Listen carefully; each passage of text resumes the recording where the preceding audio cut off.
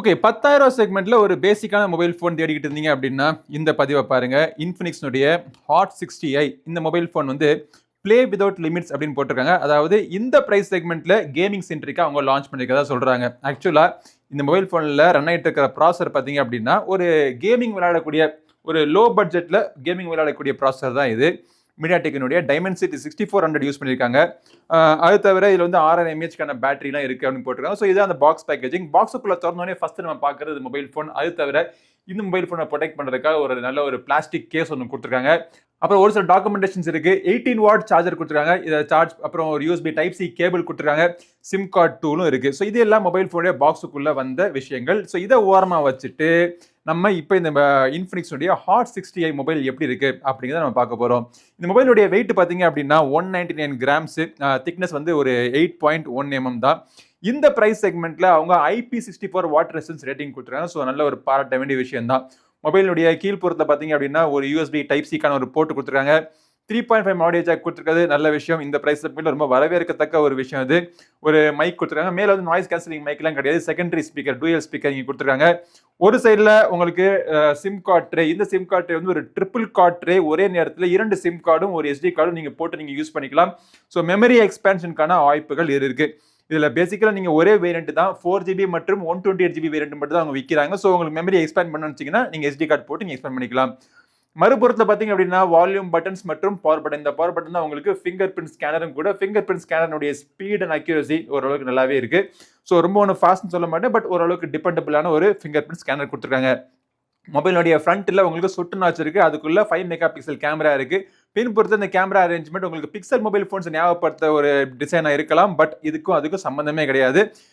Design பார்த்தீங்கன்னா ஓரளவுக்கு ஒரு மேட் ஃபினிஷிங்கில் பார்க்குறதுக்கு நல்லா இருக்குது. ஃபிங்கர் பிரிண்ட் கண்டிப்பாக ஒட்டாது, பட் கை ரொம்ப அகலமாக இருக்கிறதுனால கை சிறுசாக இருக்கவங்களுக்கு யூஸ் பண்ணுறது கொஞ்சம் கஷ்டமாக இருக்கும்.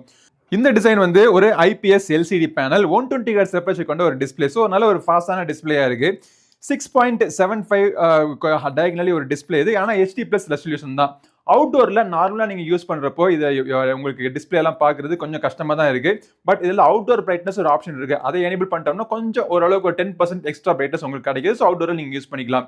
இண்டோரில் யூஸ் பண்ணுறதுக்கு எந்த பிரச்சனையும் கிடையாது. தாராளமான கேமிங் விளையாடுறது, ஒரு கண்டென்ட் கன்சியூம் பண்ணுறது, ப்ரௌசிங் பண்ணுறது எல்லாத்துக்குமே இந்த மொபைல் ஃபோனுடைய டிஸ்பிளே நல்லாவே இருக்குன்னு சொல்லலாம். இந்த Infinix hot 60i 5G mobile ஃபோனுடைய பின்புறத்தில் பார்த்தீங்க அப்படின்னா கேமரா வந்து ஒரு 2-3 கேமரா இருக்கிற மாதிரி ஒரு தோற்றம் இருக்கும். ஆனால் ஒரே கேமரா தான். அது வந்து ஒரு 50 மெகா பிக்சல் கேமரா கொடுத்துருக்காங்க. அது பக்கத்தில் ஒரு ஃப்ளாஷ் இருக்குது. இந்த ஒரு சின்ன ஒரு அல்லக்கை கேமரா எதுக்கும் பிரயோஜனம் கிடையாது. ஃப்ரண்ட்ல பார்த்தீங்கன்னா பொட்டு நாச்சுக்குள்ள ஒரு 5 மெகா பிக்சல் செல்ஃபி கேமரா கொடுத்துருக்காங்க. இப்போ ஃப்ரண்ட் கேமராவும் சரி, ரியர் கேமராவும் சரி, மேக்ஸிமம் 1080p வீடியோஸ் தான் உங்களுக்கு ஷூட் பண்ணும். இதில் எலக்ட்ரானிக் இமேஜ் ஸ்டெபிலேஷன் அதெல்லாம் எதுவும் கிடையாது. பட் வீடியோனுடைய அவுட்புட் சுமாராக தான் இருக்குது. பட் அதை விட உங்களுக்கு ஃபோட்டோனுடைய அவுட்புட் பார்த்தீங்க அப்படின்னா ஒரு டாக்குமெண்டேஷன் பர்பஸ்க்கு ஒரு சில ஃபோட்டோஸ் நீங்கள் எடுத்துக்கலாம். லைட் நல்லா இருந்துச்சு அப்படின்னா ஓரளவுக்கு டீசெண்டான ஃபோட்டோஸ் நீங்கள் எடுக்கலாம். பட் கலர் ரீப்ரொடக்ஷன் எல்லாம் சூப்பராக கிடையாது. டைனாமிக் ரேஞ்சும் பார்த்தீங்கன்னா ஓரளவுக்கு சுமாராக தான் இருக்கு. போர்ட்ரேட் ஷாட்ஸுமே பார்த்தீங்க அப்படின்னா ஏஜ் டிடெக்ஷன்லாம் அங்கங்கே கொஞ்சம் பிசிறு தட்ட தான் செய்யுது. அதுக்காக இந்த மொபைல் ஃபோனுடைய கேமராவை நம்ம டிஸ்மிஸ் பண்ணிட முடியாது. ஏன்னா இந்த பிரைஸ் செக்மெண்ட்ல தேவையான மக்களுக்கு என்ன யூஸ் பண்றாங்களோ ஒரு டாக்குமெண்டேஷன் பர்பஸ்க்கு, ஒரு அவசரத்துக்கு ஒரு போட்டோ எடுக்கிறதுக்கு, அதுக்கெல்லாம் பார்த்தீங்கன்னா இந்த கேமரா உங்களுக்கு உதவ தான் செய்யும். அதை தாண்டி பெரிய ஓகோன்னு கேமரால போட்டோ எடுக்கணும்னு நினைக்கிறவங்களுக்கு இந்த கேமரா இந்த பிரைஸ் செக்மெண்ட்ல கிடையாது. இப்போ ஹார்ட்வேர் பாத்தீங்க அப்படின்னா இந்த மொபைல் போன் மீடியாடெக் டைமென்சிட்டினுடைய 6300 ப்ராசஸர் ரன் ஆயிட்டு இருக்கு. நல்ல ஒரு ப்ராசஸர் அது இந்த பிரைஸ் செக்மெண்ட்ல ஒரு பவர்ஃபுல்லான ஒரு ப்ராசஸர். ஆல்மோஸ்ட் உங்களுக்கு ஒரு ஹை எண்ட் கேமை கூட நீங்க ஒரு மீடியம் கிராபிக்ஸ்ல போட்டு விளையாடலாம். அதுக்கான ஹெல்ப் பண்ணும். ஆனா என்ன பிரச்சனை அப்படின்னா இதோடைய storage type 128GB eMMC storage type இது. இந்த ஸ்டோரேஜ் டைப் வந்து கொஞ்சம் ஸ்லோவாக தான் இருக்கு. ஸோ உங்களுக்கு ஃபாஸ்டான ஒர்க்கெல்லாம் பண்ணணும்னு நினைச்சீங்க அப்படின்னா இந்த டிஸ்பிளே இந்த ப்ராசஸர் நல்லா இருந்தாலும் அதுக்கான ஸ்டோரேஜ் உங்களுக்கு இடம் கொடுக்காது. ரேம் வந்து உங்களுக்கு 4GB ரேம் தான் கொடுத்துருக்காங்க. ஸோ ஒரு பேசிக் மொபைல் ஃபோன் ஒரு சின்ன சின்ன கேம்ஸ் எல்லாம் போட்டு தாராளமாக நீங்கள் விளையாடலாம். ஒரு சில அப்ளிகேஷன்ஸ் போட்டு நீங்கள் தாராளமாக நீங்கள் யூஸ் பண்ணிக்கலாம். பட் அதை தாண்டி ஹை பெர்ஃபார்மன்ஸ் மொபைல் ஃபோனாக இருக்கும் அப்படின்னு நீங்கள் எதிர்பார்க்காதீங்க. உங்களுக்கு இதோடைய NFC-க்கான சப்போர்ட் கிடையாது. GPS சப்போர்ட்லாம் இருக்குது. பட் இருந்தாலும் உங்களுக்கு போதுமான எல்லா சென்சர்ஸும் கொடுத்துருக்காங்க. ஃபுல் HD வீடியோஸ் பார்க்கறதுக்கு L1 வைட்பேண்ட்கான சப்போர்ட்டும் இதில் இருக்குது. இதெல்லாம் வச்சு நம்ம ஒரு கேமிங் விளையாடுறப்போ கண்டிப்பாக ஒரு மணி நேரம் 1.25 மணி நேரத்துக்கு மேலே விளையாண்டோம்னா லைட்டாக ஒரு ஹீட்டிங் ஆகுது, த்ராட்லிங் தான் இருக்க தான் செய்யுது. பட் கேமிங்கோட எக்ஸ்பீரியன்ஸ் நல்லா இருக்கு. இந்த பிரைஸ் செக்மெண்ட்டை வச்சு பார்க்குறப்போ நல்ல ஒரு கேமிங் எக்ஸ்பீரியன்ஸ் கிடைக்குதுன்னு சொல்லலாம். பட் கேமிங்கை தாண்டி அன்றாடம் நீங்கள் யூஸ் பண்ணக்கூடிய அப்ளிகேஷன்ஸ் ஒரு 2-3 அப்ளிகேஷன்ஸ் போட்டு ஒரு மல்டி டாஸ்கிங்லாம் பண்ணுறதுக்கு எந்த பிரச்சனையும் இருக்காது. தாராளமாக நீங்கள் யூஸ் பண்ணிக்கலாம். இந்த Infinix Hot 60iல ரன் ஆயிட்டு இருக்கிற UI பார்த்தீங்க அப்படின்னா XOS சொல்லக்கூடிய அவங்களுடைய UI. இது வந்து வெர்ஷன் 15 ரன் ஆயிட்டு இருக்கு. Android 15 மேல ரன் பண்ணிட்டு இருக்க ஒரு ஸ்கின்ட் UI இது. இந்த UIல இந்த பிரைஸ் செக்மெண்ட்ல ஆல்மோஸ்ட் உங்களுக்கு AI ஃபீச்சர்ஸ் எல்லாமே கொடுத்துருக்காங்க. Voice assistant, call assistant, writing assistance, AI notes taker, இந்த மாதிரி பல விஷயங்கள் இந்த பிரைஸ்லயுமே அவங்க கொடுத்துருக்காங்க. அதுவும் வரவேற்கத்தக்க விஷயம். பர்சனலைசேஷனுக்கு நிறைய ஆப்ஷன் கொடுத்துருக்காங்க.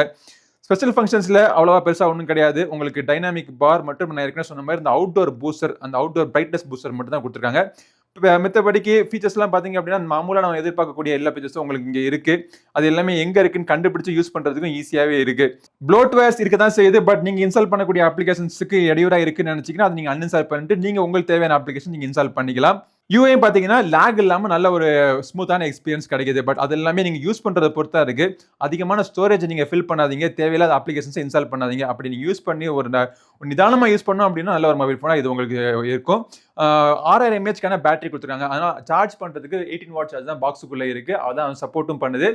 ஃபுல் சார்ஜ் ஆகிறதுக்கு 2.5 மணி நேரத்துக்கு மேலே ஆகுது. ஒன்ஸ் சார்ஜ் ஆயிடுச்சு அப்படின்னா உங்களோட யூசேஜை பொறுத்து 2 நாள் வரைக்கும் கூட இந்த மொபைல் ஃபோன் தாக்கு பிடிக்கும். ஸோ ஒரு நல்ல ஒரு சைடு மொபைல் ஃபோன் சொல்லலாம். ஒரு சப்போர்ட்டுக்கு நம்ம எடுத்துட்டு போற மொபைல் போன்ல பேட்டரி குறைஞ்சிருச்சு, ஒரு அவசர தேவைக்கு கூட ஒரு மொபைல் போன் வேணும்னு நினைக்கிறவங்க தாராளமாக அதை வாங்கிக்கலாம். அது தவிர முதல்ல மொபைல் போன் வாங்குறவங்க, ஒரு 10,000 மேல மொபைல் போன் வாங்கலாம்னு நினைக்கிறவங்களுக்கு கூட இது மொபைல் போன் உங்களுக்கு யூஸ்ஃபுல்லா இருக்கும்.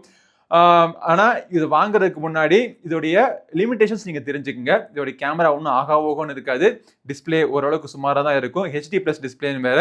பெர்ஃபார்மன்ஸ் நல்லா இருக்கு. உங்களுக்கு பேட்டரி நல்லா ரிலையபிளா இருக்கு. இது அந்த ரெண்டும் உங்களுக்கு பிடிச்சிச்சு அப்படின்னா அது வேணும்னு நினைச்சீங்கன்னா மொபைல் ஃபோன் நீங்க வாங்கலாம். இது வாங்குறதுக்கான லிங்க் வீடியோ டிஸ்கிரிப்ஷன்ல கிளிக் பண்ணி செக் பண்ணி பாருங்க. இந்த பதிவு பிடிச்சா லைக் பண்ணுங்க. நம்ம சேனல் இன்னும் சப்ஸ்கிரைப் பண்ணாதவங்க சப்ஸ்கிரைப் பண்ணிட்டு கூட இருக்க பெல் பட்டனை பிரஸ் பண்ணுங்க.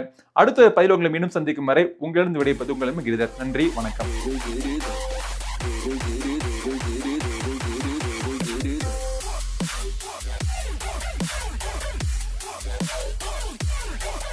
good.